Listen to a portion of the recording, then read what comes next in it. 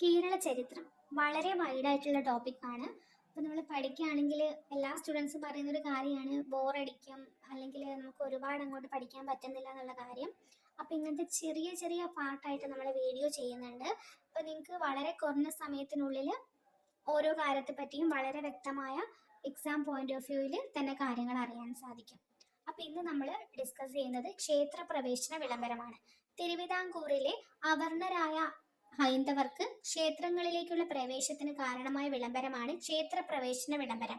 ശ്രീ ചിത്തിര തിരുനാൾ മഹാരാജാവ് ക്ഷേത്രപ്രവേശന വിളംബരം പുറപ്പെടുവിച്ചത് 1936 നവംബർ 12-നാണ്, തന്റെ 25ാം ജന്മദിനത്തിൽ.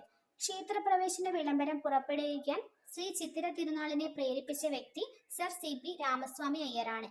ക്ഷേത്രപ്രവേശന വിളംബരം എഴുതി തയ്യാറാക്കിയത് ഉള്ളൂർ S പരമേശ്വർ.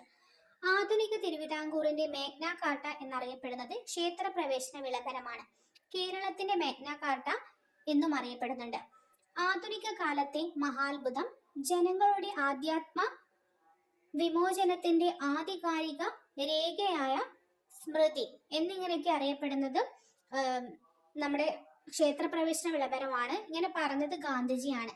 ഗാന്ധിജി തന്റെ അവസാന കേരള സന്ദർശനത്തെ ഒരു തീർത്ഥാടനം എന്ന് വിശേഷിപ്പിച്ചത് ക്ഷേത്രപ്രവേശന വിളംബരത്തിന്റെ പശ്ചാത്തലത്തിലാണ്.